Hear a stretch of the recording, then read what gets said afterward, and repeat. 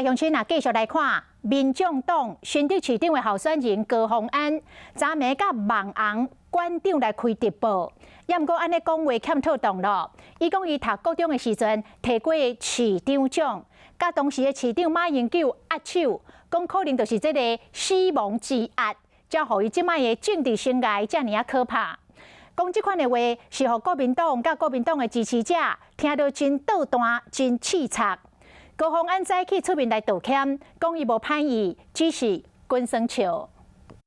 国中的时候，就是有得到那个市长奖，我还跟马英九颁奖，对，当时有握的死亡之握，所以不知道是不是因为这个原因影响到现在的政治生涯这么的可怕。含馆长开直播，民众党新竹市长候选人高虹安拍老梁讲家己政治之路行甲真辛苦，就是因为要含马英九握过手，是免到这句话，互人看袂做，极度不恰当，也不合适。作为一个国会议员，联常会认为这样的发言是不理性，是极度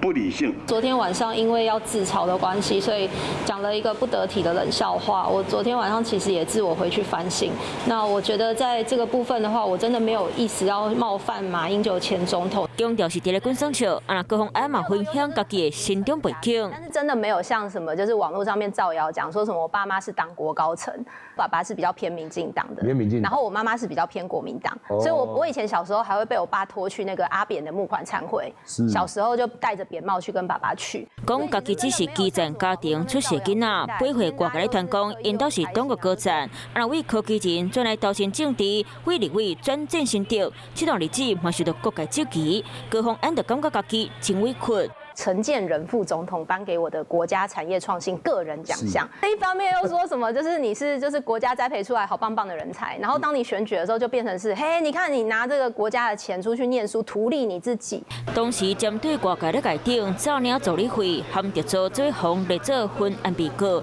高虹安呼吁一切拢会回归司法调查，嘛上节目讲心内话，认为这场选举一直咧抹黑生话，还佮背回家己无做过这代志，会真正是过到做点头的。